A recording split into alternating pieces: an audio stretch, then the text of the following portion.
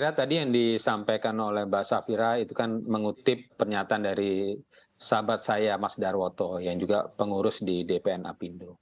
Jadi yang sudah jelas-jelas ya bahwa PHK itu sudah terjadi dan akan terus terjadi adalah di industri-industri padat karya, yaitu di industri apa namanya garmen, kemudian alas kaki dan seterusnya.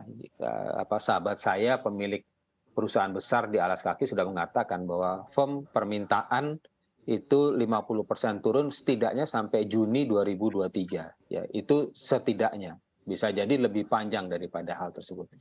Jadi kalau di area-area tersebut yang areal ekspornya ke Eropa sama sama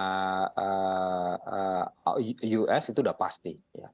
Sementara untuk industri yang lain itu mungkin kita harus apa namanya masih melihat lah situasi ya. Untuk industri-industri yang apa pasarnya dalam negeri ya akan ada shrinkage karena pasti apa namanya import bahan bakunya meningkat dan seterusnya. Tapi masih kita akan cermati situasinya gitu. Jadi saya kira mungkin terlalu dini untuk pakai kata bombastis akan ambruk gitu ya Mbak ya. Saya mau lebih realistis bahwa ini case-nya akan sektor per sektor, terutama yang ekspornya ke US dan Europe itu yang udah pasti kita tahu di sana challenge-nya luar biasa, resesi sudah terjadi. Tapi Baik. kalau ekspor Mhm. di Asia ya mungkin masih bisa terjaga ya, walaupun ada penurunan. Baik Pak Losius, mungkin Anda punya data terbaru begitu ya, memang kalau misalkan kita lihat adanya penurunan permintaan ekspor bagi industri manufaktur dari Eropa dan Amerika, ini kira-kira penurunannya sudah berapa persen Pak? Ya itu kalau dari rekan-rekan saya ya, karena data resmi saya belum punya, tapi Mhm. kalau dari rekan-rekan sama pengusaha tadi ya rekan saya yang di alas kaki sudah mengatakan bahwa fix 50% permintaan sudah pasti turun sampai Juli tahun depan. Ya.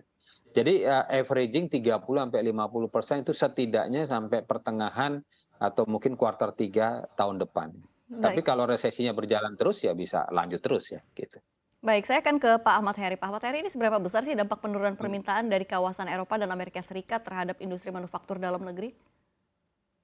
Ya, pertama pasar Uni Eropa dan Amerika Serikat ini kan merupakan salah satu tradisional market ya khususnya bagi produk-produk manufaktur Indonesia. Banyak sekali produk manufaktur kita itu yang bergantung sama ekspor di pasar ke pasar Uni Eropa dan Amerika Serikat. Apalagi kan eh, karakteristik ekspor kita itu kan cukup bergantung dari order dari buyer gitu. Nah, ordernya itu kebanyakan dari pemegang merek ya yang ada di Uni Eropa, Amerika Serikat. Nah, kalau order dari pemegang mereknya ini turun, maka otomatis akan mengurangi penggunaan input-input produksi di Indonesia. Salah satunya adalah tenaga kerja. Nah, ini kan merupakan salah satu gejala atau dinamika yang terjadi di perekonomian global, di mana ada kekhawatiran terhadap resesi dunia di tahun mendatang. Sehingga ini menyebabkan guncangan pada sisi demand ya khususnya di negara-negara Uni Eropa atau Amerika Serikat sehingga permintaan terhadap produk-produk manufaktur dari negara berkembang salah satunya Indonesia ini juga ikut turun yang implikasinya tentu saja mengurangi penggunaan input produksi salah satunya adalah tenaga kerja seperti itu.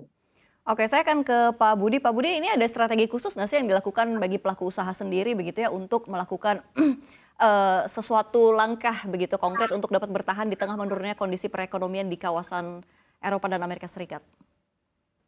Iya, strateginya jelas bahwa harus kita lakukan efisiensi secara fundamental ya, karena kita tahu terutama yang padat karya kan profitability-nya uh, cuman tidak di bawah 5% ya. Jadi kalau tidak melakukan efektivitas, efisiensi, udah pasti kepotong cost-nya ya, dan seterusnya. Jadi sementara ini karena pasarnya memang betul-betul turun jauh, yang strategi utamanya adalah melakukan langkah-langkah efektivitas, efisiensi dalam semua lini. Itu yang shortcut harus dilakukan saat ini. Baik, Pak Budi masih dengan Anda, Pak Budi. Ini sebenarnya industri apa saja sih yang paling banyak mengekspor ke kawasan Eropa dan Amerika Serikat?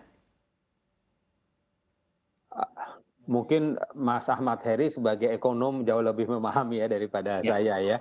Nanti bisa memberikan datanya. Tapi kalau dari rekan-rekan pengusaha tadi, garmen, alas kaki, Ya, itu yang apa namanya mendominasi karena kan kita sebagai makers daripada brand-brand ternama.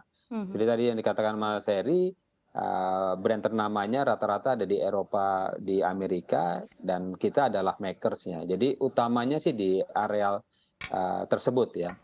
Baik. Ada juga beberapa yang Mhm. sifatnya apa namanya seperti karet dan sebagainya juga turun drastis gitu ya. Baik, saya akan ke Pak Heri. Pak Heri, pertanyaan yang sama Pak Heri, ini industri apa saja yang paling banyak, mengekspor ke kawasan, Eropa dan Amerika Serikat? Ya, tadi betul salah satunya adalah garment ya, Mhm. kemudian alas kaki, kemudian produk-produk yang terbuat dari karet ya, barang-barang dari karet.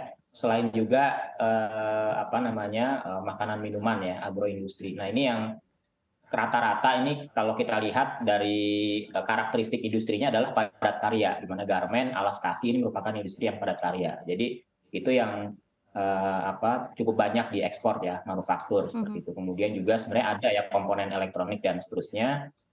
Tapi memang yang paling terasa ini adalah karena kita bergantung dari pesanan gitu ya, dari pemegang merek, ini yang menyebabkan implikasinya penggunaan tenaga kerja di Indonesia dikurangi gitu, penggunaan tenaga di pabriknya, di perusahaannya dikurangi.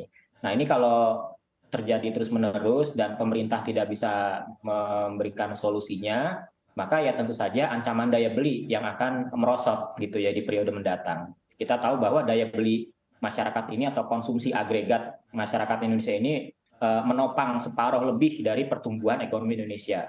Jadi sudah seharusnya pemerintah segera ini memberikan perhatian yang serius terhadap situasi ini agar tidak terjadi penurunan daya beli dan konsumsi masyarakat yang bisa mengancam pertumbuhan ekonomi kita bisa merosot di periode mendatang.